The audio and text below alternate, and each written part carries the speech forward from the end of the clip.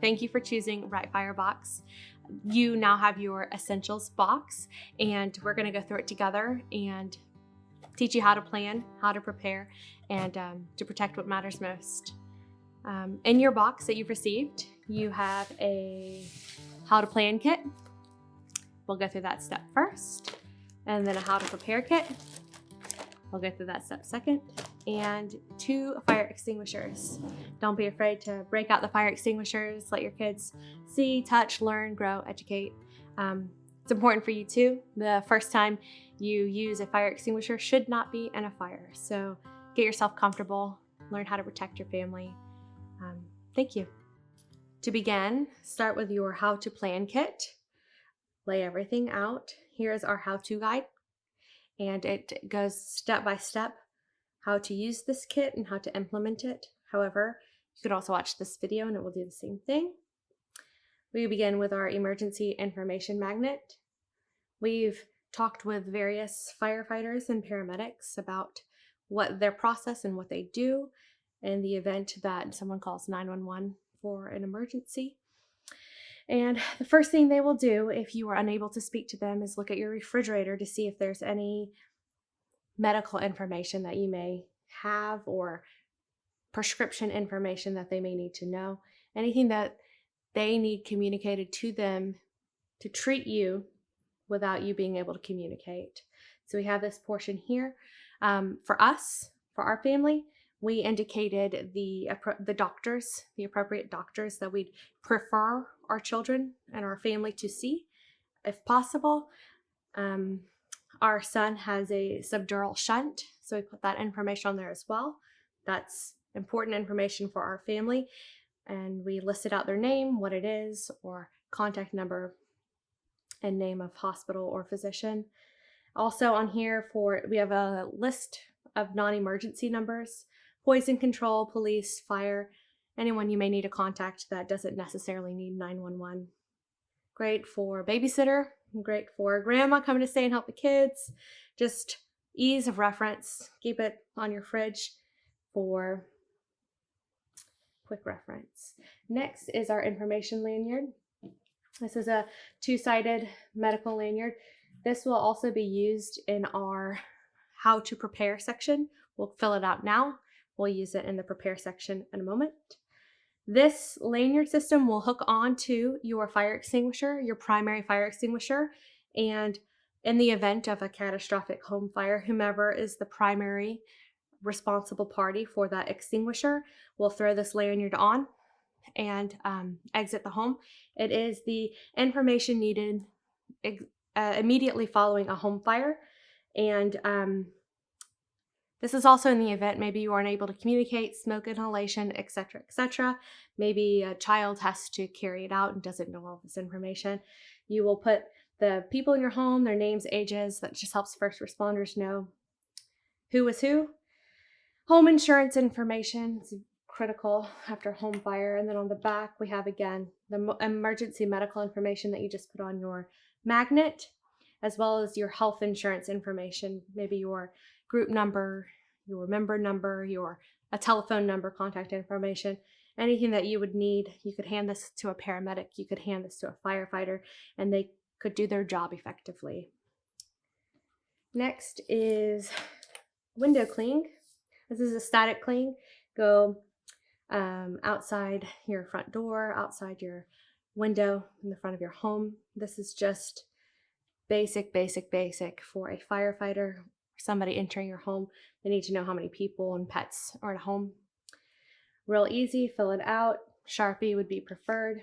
Hang it on your door. Next is the fire plan. This is a little 2-part system. You can draw out your fire plan as you are writing it out. You can draw it out first, talk about it, discuss, and then write it down, and the place is provided. I sketched this plan. You can see that we have a room here, your room here, and we have the primary exit to the front door exiting the home, and the secondary exit, which is the window of the room. There are things that you need to consider. For our home specifically, the secondary exit for our children's bedroom is on the exact same wall as all of our natural gas lines. So for us, we have chosen to only have a primary mode of exit, and we'll exit a different window upstairs instead of exiting the window that is on the same wall as the natural gas line. Because we are doing that, we have chosen to put an additional extinguisher in their room. But that's our scenario. Just think through things as you fill out this plan. Is it safe to exit that window? Is it safe to exit, or is it better to exit another window? And then just fill out this fire plan, the fire plan for your family. You can list out whose rooms are whose, the exit path 1, exit path 2, and all the responsibilities for the people who reside in that room. Room 1 for our family is our master bedroom, and Dylan's responsible for the fire extinguisher, assuming he's home, and the medical lanyard. So we indicate that here, and we fill out room by room per child. Same with the back. Continue. Has space for up to 5 rooms. If you need additional, just email us, let us know. We have a checklist. Go through the checklist and make sure it is talked about, discussed, and then the very end of creating this plan is probably the most important step of all. Practice your plan. We suggest practicing your plan with your smoke alarms engaged, because especially if you have young children, they're pretty scary. So practice your plan. If you have an additional floor, consider purchasing our additional floor blocks. It will help safely provide egress from a second floor window. This is our plan phase. Sit down, enjoy, get to work. Thank you. Next is our how to prepare kit. Open your kit, lay it out, and use your how-to guide to follow all the steps through, or watch this video, listen to this video, and we'll go through it together. First things first is we have a home checklist, exterior and interior. We've gathered these checklist items from first responders and especially exterior of home, things that they advise, things that they talk often about or see often. So go through these. It might take some time. Walk around the house, do it together. Make sure that your home is protected from things that can cause potential fire. Next is carbon monoxide monitors and smoke detectors. Smoke detectors are your only line of defense in a home fire. It's the only thing that notifies you that in the middle of the night, at least, that it is time to exit the home quickly. So let's change those batteries. We have a video on how to change a battery if you need help or assistance. If you are physically incapable of changing these batteries, call us. It would be our pleasure to hunt down a handyman near you to help change them, keep them up to date, test them, make sure that they are working. Working smoke detectors can reduce fire-related death and injury by 50%. 50% of fire-related deaths are from non-working or no smoke detectors in a home. So especially if you have young children or elderly parents living with you, carbon monoxide, the silent killer, they are most susceptible to carbon monoxide poisoning. So let's get those batteries in, come back, pick up where you left off. We have the medical lanyard from the plan phase. We're going to go ahead and hook that to your lanyard, make sure it's up to date, get your your flashlight, put the battery in your flashlight, hook it on, so that way you are ready to install it to your fire extinguisher when it comes time. You can go ahead and set this aside. The next step, this one will probably take you a bit of time, but it is very much worth it. We have a USB drive and a fireproof bag. Go collect your documents. The most important documents, your home deed, your marriage license, your birth certificates, your passports. Scan what you can. We'd advise you to leave your USB outside of the home. So that way, if you do lose everything in a fire, you have at least copies of your most important documents, maybe a safe deposit box, maybe a parent's house, wherever you feel comfortable. If you don't feel comfortable, you can even just store it inside of the fireproof bag.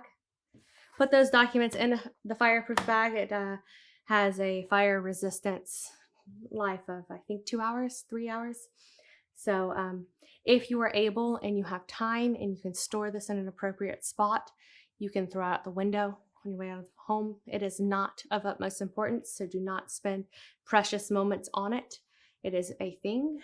It is not nearly as important as people in your home, but if you are able, throw it out of a window. At least you have the basics moving forward.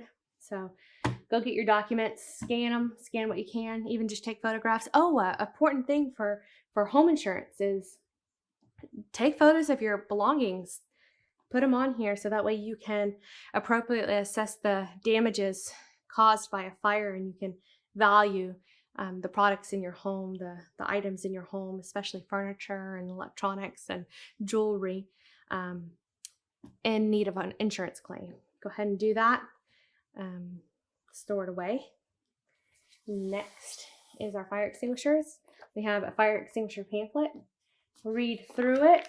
If you have children of any age, any school-age child, bring out your extinguisher. Touch the parts. Learn the different parts of a fire extinguisher. Make sure that the pressure in the extinguisher is in the green. Make sure your tamper seal is still attached. If either of these things are not so, please contact us. info@brightfirebox.com. We will help you out. It is important to know, the most important thing I'd say to know about a fire extinguisher is that it is not intended to put out a fire. Of course, if it's small and manageable and you are quick to act, of course, do so. But its intent is to get you out of a home. Its intent is to safely make sure that you have left a burning building. So learn how to use it. Don't be afraid of it. Let your kids touch it. Yeah. And the last, most important step of all would be just to rest. This step is intensive, time intensive, but it is worth it. And if it's done once every year when you circle back to your fire plan and you prepare again, it's easy to update those photos. It's easy to add a document to the bag. It's easy to check your extinguishers. So spend the time now so that way you can rest now, and it will be much easier in the future. Thank you. This is the buddy system. This is a Meet Buddy pillow. Let your kids hug them, love them. He's there to protect them. This gives them a plan, roles to do in the event that a smoke alarm goes off, and will help them stay safe until an responsible adult can get to them. In the corner of the buddy pillow, you will see a grommet, and in the grommet, you will attach the dog tag and whistle. The intent of buddy is to stay under a child's bed, on the floor, anywhere near the child's bed. Quick pass by firefighters. First place they will look when they come into a room to clear a room is right next to the bed. So that's where we want them to be, down as close to the ground as possible. So we will teach children, you will teach your children that when the smoke alarm sounds, they will get down on the ground and they will hug their buddy tight and blow their whistle if they're able to, and an adult will be in to get them as soon as possible. Use our fire plan to create responsibilities for the adults in the home to gather these children and exit the home safely. Otherwise, they will hold buddy until a firefighter comes. That's buddy. Next up is our sensory bin. Sensory play is incredibly important for children's fire safety. Fires are bright. Fires smoke smells. Fire alarms are loud. Hot, all senses are engaged. So the best way to talk about fire safety is while they're engaged with their senses. We've created a little sensory bin. Some fun, engaging activities. My son loves to ride the fire truck, which is in the bin. So open up the bin. This back side is where you get to teach your child When it gets loud, get low. There's peg people in here. You can practice saying it over and over again. They can show you that the peg people lay down. Start to learn Buddy's motto, integrate it into their mind, have them remember, repeat, say, play. Sensory play is of utmost importance. As you fill out your own fire plan, you can use these to keep your kids engaged and happy. Obviously, when it gets loud, get low. They have a dry erase marker. They can also use washable markers. If you have some at home, just wipe them when you're done. They can practice the stop, drop, and roll, speak, repeat, practice, repeat, over and over and over. When it gets loud, get low. Just some engaging activities to learn, dexterity and drawing and coloring the dots. Just some fun activity sheets. Learn how to follow instruction. Learn how to engage while others are engaging. We just have these 4 things. This one is probably the most important, not the side. This is just counting, knowing your numbers, but the side, really sit down with your kids and engage. Practice important phone numbers. Maybe it's your house number. Maybe it's 911. I'd start with 911. Help them put it in, dial it. Not be afraid to teach and engage with them. Thank you. First thing to do when you open your baby box, lay everything out. Educate yourself. Read through the how-to guide, why we chose the things we chose for the baby box, and get to work. First thing is we have these 2 static clings of our flame emblem. These will be placed, one will be placed on the stove as a continual reminder to put pots, pans, boiling water, anything you're cooking on the back burner if you're going to walk away. Visual reminder to do that, so that way your little ones do not reach up and grab something hot. The other one is for a tub, just a reminder to continually check the water before you put a baby in the water. Use it in the tub that they most frequently use. Visual reminder. Next thing, protect from electrical burns. These specific outlet protectors are advised, which is why they're in our box. You open them up, put them in, lock them down, so that way your kids cannot easily pull them out. We advise putting them in the rooms in which they have free reign, whether it be their bedroom, a playroom, living room, anywhere that you might take your eyes off them for a few moments to walk to the kitchen or to the restroom or whatever, and they have free reign to roam. Educate yourself on the first aid of burns. We have these cards for you to store in your first aid kit, wherever you keep medicine. Burns and kids go hand in hand. You need to be able to determine the degree of burn, the severity of burn, and then what to do based on the severity. Keep it close so that way in an emergency you can access that. Little kids, especially crib-bound children, are most susceptible to carbon monoxide poisoning. Yes, you have carbon monoxide alarms in your home. Sometimes they're a combination alarm with your smoke detector. But this in the baby box is very specific to put at crib height on the wall next to their crib. It will continually monitor the carbon monoxide levels, so that way you are notified first if it becomes dangerous or they are sleeping. So the instructions are on the how-to guide on how to install. It is very user-friendly. Battery is provided. So go up to their crib, set up the alarm, test the alarm. It's very important. And next is our fire blanket. It's very big and red and probably doesn't go with your baby decor, but that's fine because we are going to actually take the blanket out of the bag and we're going to use it as a barrier between the crib mattress and the crib mattress spring. You can fold it however you wish, but make sure that these tabs go in the back and you can easily grab them if needed to suppress a fire. Kids are crib bound, so they are the ones you need to get to first. These kids are crib bound. Babies are crib bound. They are not low enough. They will be the most susceptible and the first to succumb to smoke inhalation. So get to those babies as fast as you can in your fire plan. And if, for whatever reason, you need to extinguish a fire, you know where that is. It will also provide a barrier between linens, between the crib mattress linens and then the crib skirt, to provide a barrier to give you extra precious seconds to get to them in the event of a home fire. Keep them as safe as possible. Yeah, our babies need our parents.